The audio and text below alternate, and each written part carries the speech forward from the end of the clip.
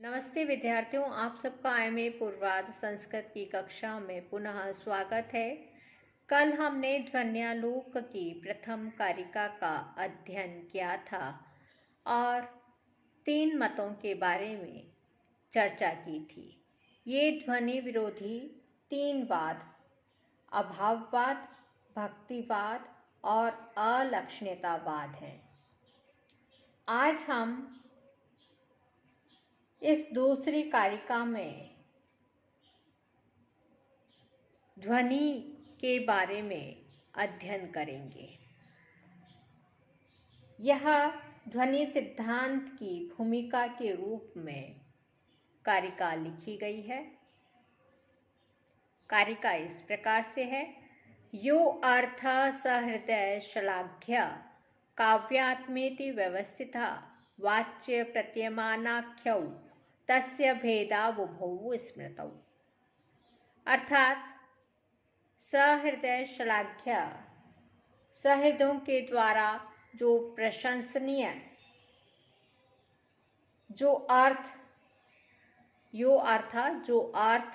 काव्य आत्मेति व्यवस्थिता, काव्य के आत्मा रूप में व्यवस्थित अर्थात प्रतिष्ठित है, उसके वाच्य प्रत्यमानाख्यौ, वाच्य और प्रत्यमान 2 भेद कहे गए हैं।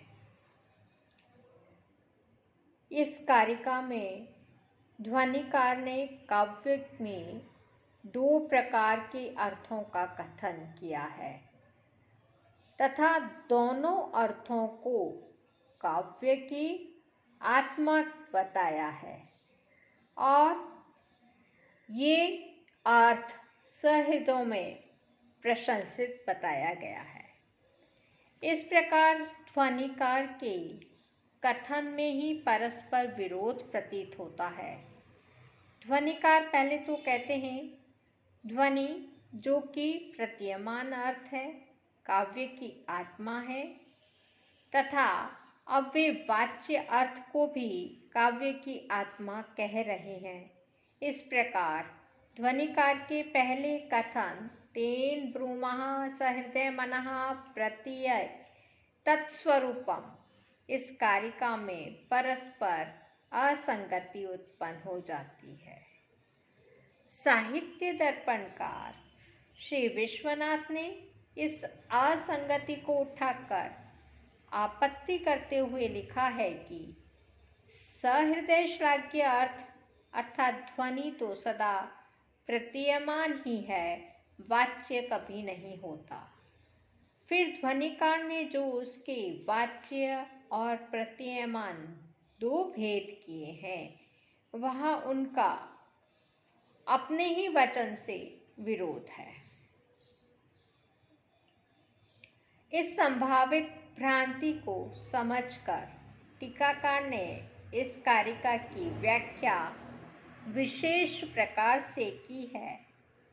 ध्वनि के स्वरूप निरूपण की प्रतिज्ञा करके वाच्य का कथन करने लगना भ्रमजनक हो सकता है, इसलिए स्वयं ग्रंथकार ने भी इस कारिका की अवतरणिका में संकेत कर दिया है कि यह ध्वनि की भूमिका है। आधार भूमि का निर्माण हो जाने पर ही उसके ऊपर भवन निर्माण का कार्य प्रारंभ होता है।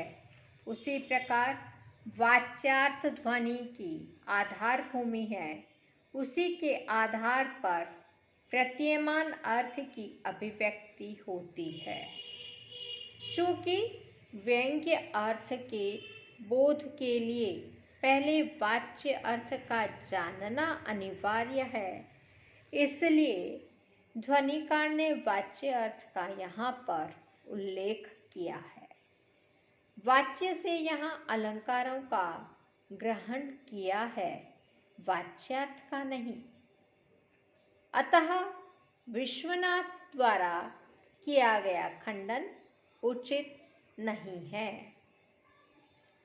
पूर्व पक्ष प्रदर्शित करते हुए लिखा था शब्दार्थ शरीरम काव्यम, इनमें से शब्द तो शरीर के स्थूल तत्वादि के समान सर्वजन संवेद्य होने से शरीर के समान ही है, परंतु अर्थ तो स्थूल शरीर की भांति सर्वजन संवेद्य नहीं है।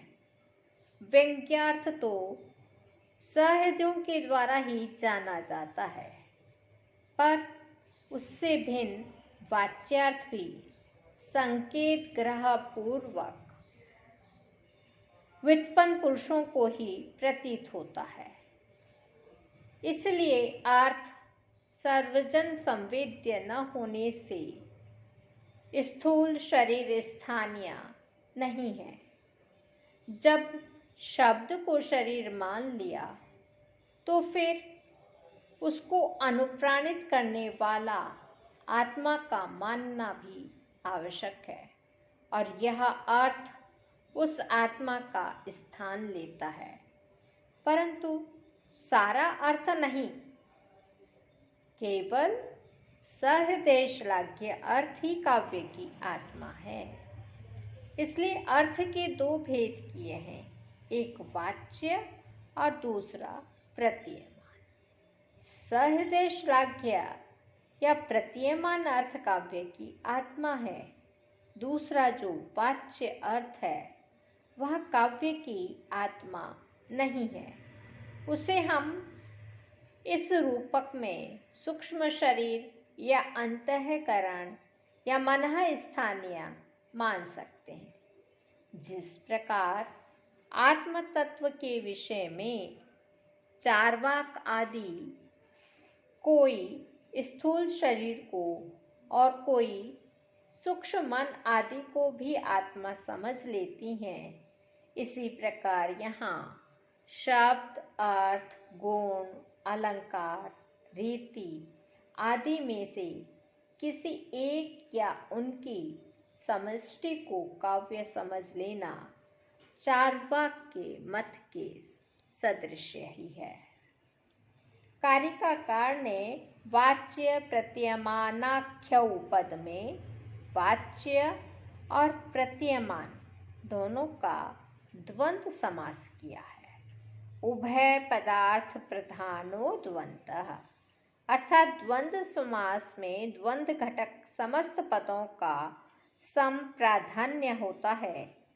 इसलिए यहाँ वाच्य और प्रतीयमान दोनों का समप्राधान्य सूचित होता है, जिसका भाव यह है कि जिस प्रकार वाच्य अर्थ का अपहनव नहीं किया जा सकता है, उसी प्रकार प्रतीयमान अर्थ भी अपहनवीय है।